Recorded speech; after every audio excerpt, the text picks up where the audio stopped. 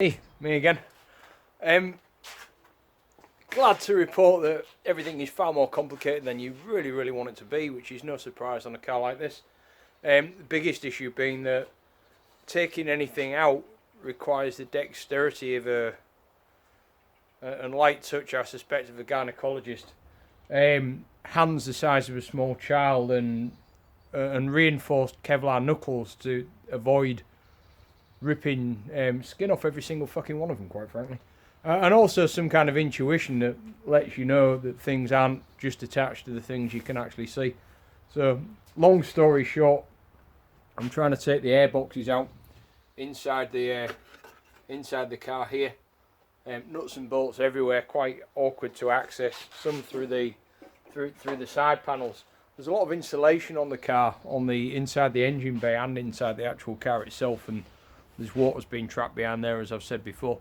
So I want it all out and get it clean. I was trying to avoid taking the full windscreen mechanism, wiper mechanism out, but to be quite honest, that's coming out as well. And I've got the nuts and bolts out where necessary.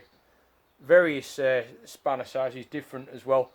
And the bolts are screwed through to fixed plates on the back of the bulkhead. Makes it easier in so much as you don't need a spanner on the opposite side, which is quite nice, but some are just more difficult to access than others. They've all come free pretty well. They're not rusted in, which surprised me. It would have been bolts I would have been least fussed about shearing or stripping, really, as I did on the brake saver units, which was bloody unfortunate and could be a pain in the ass to repair, although they're not too expensive to replace.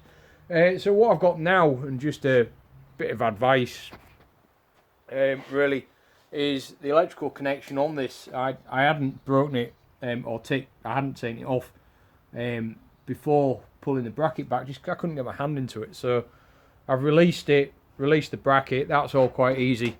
And now what I want to do is actually see how the thing's attached. So I've got what's like a dentist mirror, but it's on a telescopic extension. And this, I can flip the camera. Nope. And so what I can do is I can use that to look in to the space underneath the unit, and then I can actually see that there's a daft little clip on the back of it.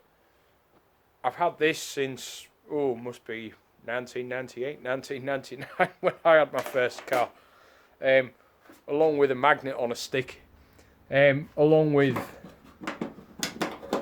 multiple socket extensions, which I used to really like to use, trying to access the exhaust manifold on the old Spitfire. So I couldn't see it, I could barely get a hand up to feel it, and I certainly couldn't turn a spanner. So I had a large bunch of socket extensions and a mirror to be able to just reach up and actually get the socket, which I think was 1/2 inch, onto some brass nuts. If they weren't seated properly, they stripped quite easy. So just a little bit of experience there, and advice. I'm sure there's other ways of doing this. Again, somebody who's done it before might have more cunning tricks than I do.